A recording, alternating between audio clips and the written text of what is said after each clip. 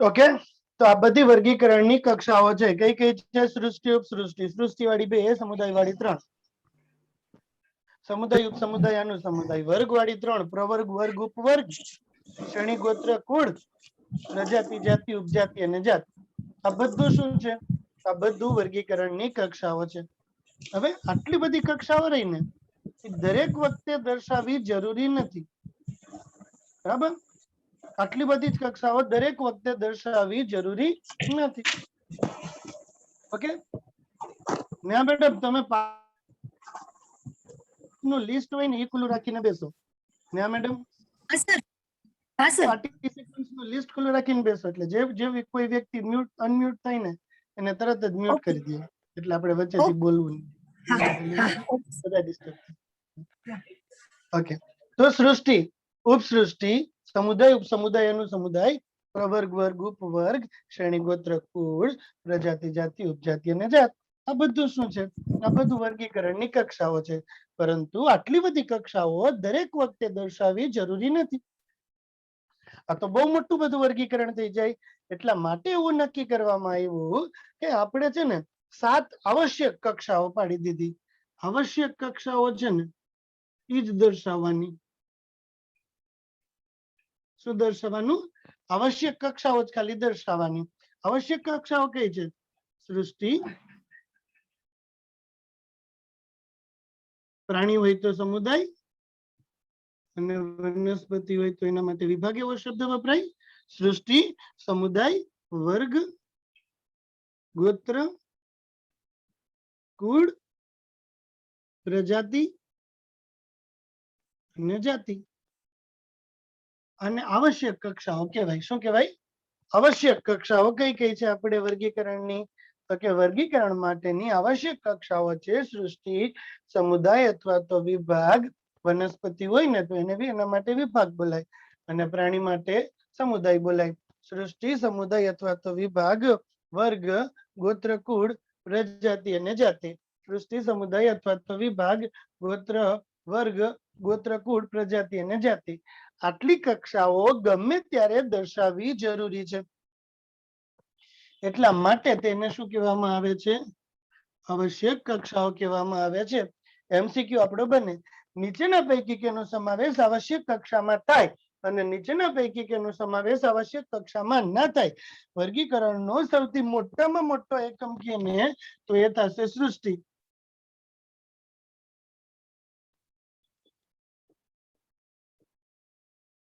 અને વર્ગીકરણનો સૌથી નાનામાં નાનો એકમ કેને?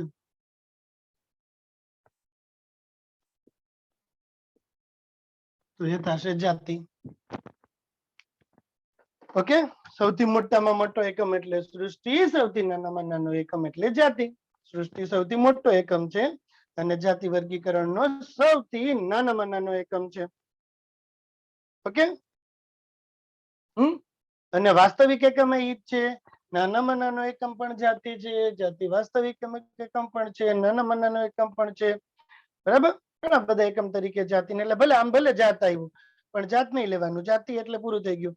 આવશ્યક કક્ષાઓ ધ્યાનમાં લેવાની.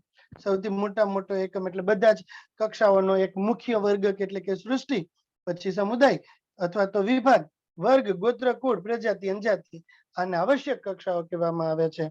હવે આ આવશ્યક કક્ષાઓમાં તમે જો ઉપરથી નીચે આવશો ને તો સમાનતા વધે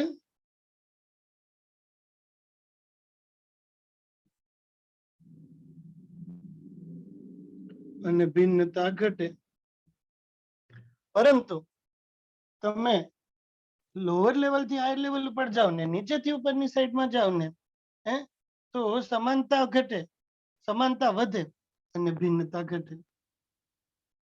ઊંધું થઈ જશે, સમાનતા ઘટે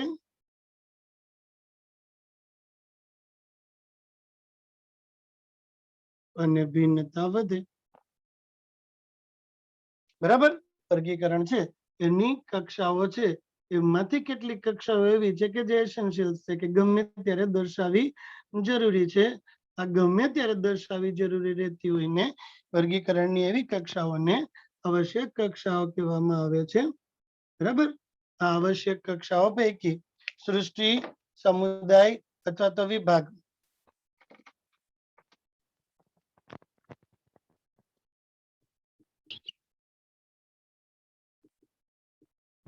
સમુદાય અથવા તો વિભાગ, વર્ગ, ગોત્ર, કુળ, પ્રજાતિ અને જાતિ. તેમાંથી સૌથી મોટો એકમ એટલે સૃષ્ટિ અને સૌથી નાનો અથવા વાસ્તવિક એકમ અથવા પાયાનો એકમ કે તો જાતિ. જો આપણે સૃષ્ટિથી જાતિ તરફ આવીએ એટલે કે વર્ગીકરણમાં ઉપરથી નીચેની કક્ષામાં આવીએ તો સમાનતા વધે અને ભિન્નતા ઘટે, અને જો નીચેથી ઉપરની તરફ આપણે જઈએ ને તો સમાનતા ઘટે અને ભિન્નતા વધે છે. ઓકે, આમાં દરેક વખતે તમારે નીચેથી ઉપર જાવ ને એટલે આ ચડતો ક્રમ કહેવાશે. વર્ગીકરણની કક્ષાઓનો ચડતો ક્રમ. નીચેથી ઉપર તરફ આપણે દરેક વખતે જઈએ છીએ આ ચડતો ક્રમ છે. બેસે છે બધી વસ્તુ મનની અંદર કંઈક કંઈક બેસે છે. વર્ગીકરણની કક્ષાઓ, એકચ્યુઅલ કક્ષાઓ આટલી. કઈ કઈ થશે એકચ્યુઅલ કક્ષાઓ વર્ગીકરણની? તો કે સૃષ્ટિ, ઉપસૃષ્ટિ, સમુદાય, ઉપસમુદાય, અનુસમુદાય, પ્રવર્ગ, વર્ગ, ઉપવર્ગ, શ્રેણી, ગોત્ર, કુળ, પ્રજાતિ, જાતિ, ઉપજાતિ અને જાત. આ વર્ગીકરણની કક્ષાઓ છે, પણ દરેક વખતે આટલી બધી કક્ષાઓ દર્શાવવી જરૂરી નથી. વર્ગીકરણની આટલી બધી કક્ષાઓ છે અને બધાયની આટલી બધી કક્ષાઓ હોય જ, પાછું એ જરૂરી નથી. કોકમાં હોય આટલી બધી કક્ષાઓ તો કોકમાં ના હોય. બરાબર?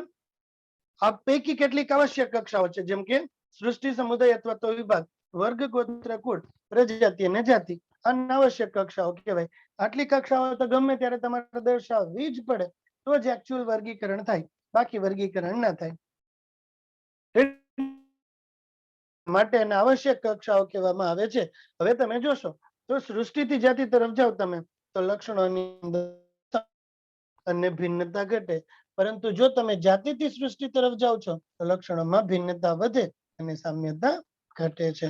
બરાબર? સૃષ્ટિથી જાતિ સુધી જાઓ તો સામ્યતા વધે અને ભિન્નતા ઘટે, અને જાતિથી સૃષ્ટિ સુધી જાઓ તો સામ્યતા વધે અને ભિન્નતા ઘટે છે.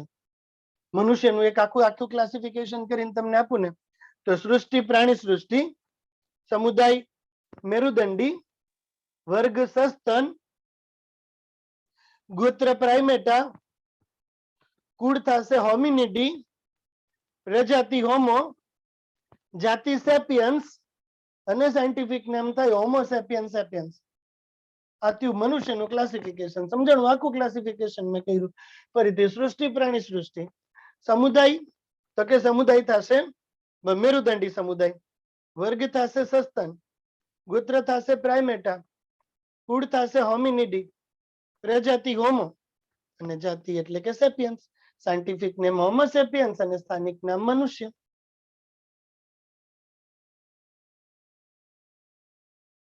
સમજાણું આખે આખું વર્ગીકરણ?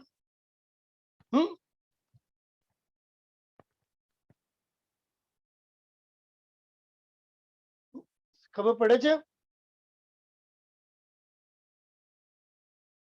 મગનું ક્લાસિફિકેશન કરી આપણે. સૃષ્ટિ વનસ્પતિ, વિભાગ આવૃત બીજધારી, વર્ગ દ્વિદળી, ગોત્ર પોલિમોનિયલ્સ, કુળ ફેબેસી, પ્રજાતિ વિજ્ઞા, જાતિ મૂંગો, સાયન્ટિફિક નેમ વિજ્ઞા મૂંગો અને સ્થાનિક નામ મગ. આવું ક્લાસિફિકેશન કર્યું કહેવાય. અને આખે આખું આપણું સાયન્સનું કોઈ પણ પ્રકારનું સ્ટડીઝ ચાલુ થાય ત્યારે, સાયન્સના સ્ટડીઝ ચાલુ થાય ને ત્યારે એનું બેઝિક કોણ રહેશે? એનું બેઝિક રહેશે, સાયન્સનું સ્ટડી ચાલુ થાય ને ત્યારે એના બેઝિક્સ રહેશે કોણ? તો કે વર્ગીકરણ. સૌથી પહેલા તમારે સાયન્સનું સ્ટડી કરવા માટે સૌથી પહેલા તમારે વર્ગીકરણનો અભ્યાસ કરવો પડે. ચાલો સ્ક્રીનશોટ લેવો હોય તો લઈ લેજો આટલો, પછી ઉપરનો લઈ લો. આટલો સ્ક્રીનશોટ લઈ લીધો?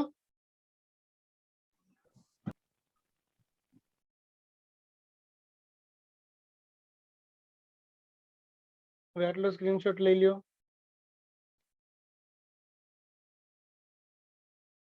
એ સ્ક્રીનશોટમાં આખું આવી જશે.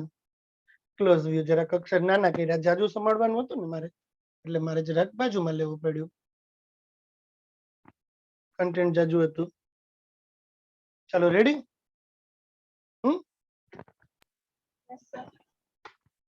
આખું ભેગું જોઈએ કે વર્ગીકરણ એકાકી ચરણ પદ્ધતિ નથી, પરંતુ અનેક ક્રમશઃ અને શ્રેણીબદ્ધ ચરણો દર્શાવતી પદ્ધતિ છે કે જેમાં આવેલા દરેક ચરણને એક કક્ષા તરીકે લેવામાં આવે છે. જો કક્ષા બધી જ દ્રષ્ટિએ વર્ગીકૃત વ્યવસ્થાનો ભાગ હોય તો આવી કક્ષાને વર્ગીકરણની કક્ષા કહેવામાં આવે છે. વર્ગીકરણની આવી બધી જ કક્ષાઓ ભેગી મળે ત્યારે વર્ગીકૃત શ્રેણી તરીકે લેવામાં આવે છે. અહીંયા આપણે કક્ષાને એક એકમ તરીકે લઈએ છીએ, પરંતુ હકીકતમાં તે જે તે જગ્યાએ જે તે સ્થાન ઉપર હરોળનું નિદર્શન કરે છે. બરાબર. અને એના માટે વર્ગીકી એટલે કે ટેક્સોન શબ્દ વપરાય છે. જેમ કે 3 જોડ સાંધાવાળા ઉપાંગ ધરાવતો પ્રાણીનો સમુદાય એટલે કે કીટક સંધિપાત સમુદાયનો એવો વર્ગ કે જે 3 જોડ સાંધાવાળા ઉપાંગ ધરાવે છે એને કીટક કહેવામાં આવે છે. અહીંયા એક જૂથ દર્શાવી છે. આ જૂથ કક્ષા તરીકે રજૂ થાય છે અને આ બધી જ કક્ષાઓ આગળ જતા અહીં જોયું તમે હરોળ બનાવે. અહીંયા શું બનાવ્યું? આપણે આખી હરોળ બનાવી નાખી.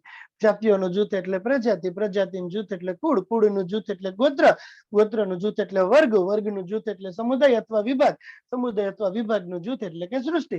અહીંયા આવેલા દરેક જૂથને આપણે કક્ષા અથવા એકમ તરીકે લઈએ છીએ, પરંતુ હકીકતમાં તે આગળ જતા હરોળનું નિદર્શન કરે છે. અહીંયા દરેક વર્ગીકૃત જૂથ એ કક્ષા માત્ર દરેક વર્ગીકૃત જૂથ અથવા કક્ષાનું વર્ગીકરણ કરતી વખતે આપણે ખાલી બાહ્યક લક્ષણો ધ્યાનમાં નહીં લઈએ. બાહ્યક લક્ષણોની સાથોસાથ આપણે એના જૈવિક લક્ષણો પણ એટલા જ કન્સિડર કરશું ને તો એક સારી કક્ષાનું ક્લાસિફિકેશન આપણે કરી શકશું. બરાબર. પછી વર્ગીકરણની કક્ષાઓ તમને કીધી, ઘણી બધી કક્ષાઓ વર્ગીકરણની છે. સૃષ્ટિ, ઉપસૃષ્ટિ, સમુદાય, ઉપસમુદાય, અનુસમુદાય, પ્રવર્ગ, વર્ગ, ઉપવર્ગ, શ્રેણી, ગોત્ર, કુળ, પ્રજાતિ, જાતિ, ઉપજાતિ અને જાત. આ બધી વર્ગીકરણની કક્ષાઓ છે, પરંતુ દરેક વખતે આટલી બધી કક્ષાઓ દર્શાવવી જરૂરી નથી. આ બધી કક્ષાઓ પૈકી 7 કક્ષાઓ જ આવશ્યક કક્ષાઓ છે. સૃષ્ટિ, સમુદાય અથવા તો વિભાગ, ગોત્ર, કુળ, પ્રજાતિ અને જાતિ. આ 7 કક્ષાઓ જ આપણે એટ એ ટાઈમ ગમે ત્યારે દર્શાવવાની થાય છે અને આ 7 કક્ષાઓને આપણે આવશ્યક કક્ષાઓ તરીકે લઈએ છીએ. આ 7 કક્ષાઓને આપણે કેના તરીકે લઈએ છીએ? આ 7 કક્ષાઓને આપણે આવશ્યક કક્ષા તરીકે લઈએ છીએ. ચલો રેડી. બધાને કઈ ડાઉટ થતું હોય તો આટલાની અંદર?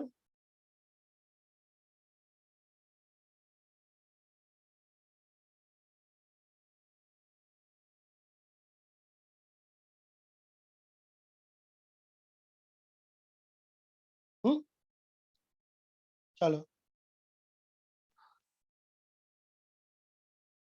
સ્ક્રીનશોટ લઈ લો. આખો લેવો એકી સાથે તો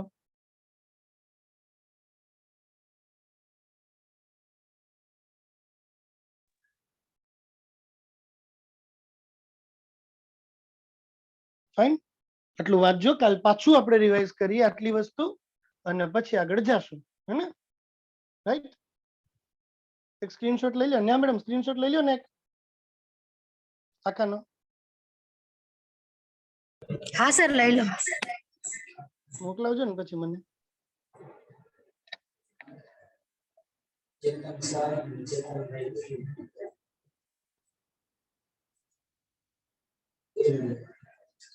ઓકે.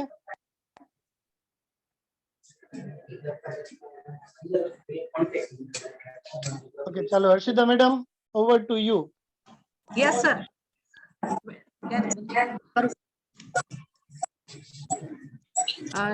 આજે પણ તમને કેમેસ્ટ્રીમાં લિંક આવશે. એક જ મિનિટ.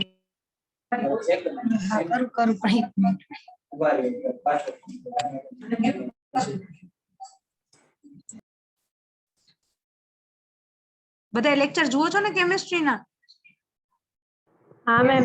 છોકરાઓ? હા મેમ. હા તો બેટા આજે પણ લિંક આવશે. એમાં તમને ખબર છે એનિમેશન્સ વાળું હોય છે એટલે તમને અત્યારે લિંક મોકલીએ છીએ. અને કઈ ડાઉટ હશે તો સર એનો લેક્ચર ગોઠવશે. અને લેસન મોકલવાનું શરૂ કરી દીધું? હા મેમ. અને પ્રિયંકા બેટા તમને ફોન કર્યો તો પ્રિયંકા પછી આવી ગયો તો ફોન? હા મેમ. નકુમ પ્રિયંકા? હા મેમ. હા. અચ્છા, ઓકે ઓકે, ભલે બેટા. તો હવે કેમેસ્ટ્રી નો લેક્ચર હું તમને લિંક મોકલું છું, જોઈ લ્યો, પછી ફિઝિક્સ ના લેક્ચર માટે જોઈન થજો. સર હવે કઈ હોય તો કયો. Yes madam. ના મેમ, થેન્ક યુ. ચાલો Tata, bye bye, C you, good night, જય શ્રી કૃષ્ણ, આવજો બધાય.